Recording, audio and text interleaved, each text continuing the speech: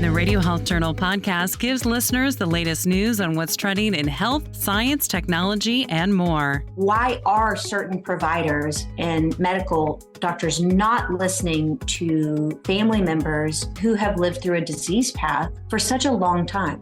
Featuring medical experts who break down complex topics in a way that's easy to understand. Radio Health Journal podcast, available wherever you find your favorite podcasts and at radiohealthjournal.org.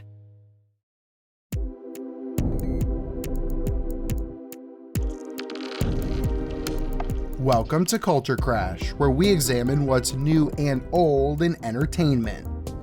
I've always been drawn to science fiction filmmaking. In part, that's because it allows the audience an avenue to explore those same questions humans have been asking for generations. Movies like Interstellar and Contact help us question the nature of the universe and family and, heck, even ourselves.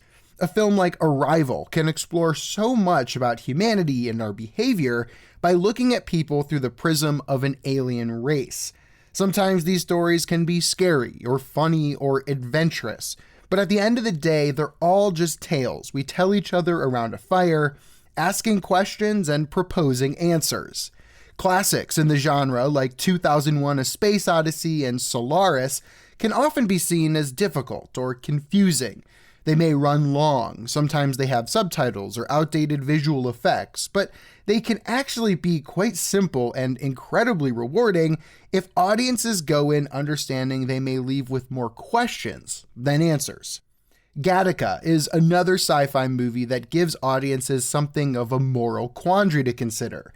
As technology advances and human beings become more and more in control of everything around us, some big questions await. And sometimes, like in the case of the movie Annihilation, sci-fi can just be one big expedition with new terrors and delights around every corner. Sci-fi is a genre that aspires to prompt thought and discussion, and for that reason, there's always going to be an audience for it. I'm Evan Rook.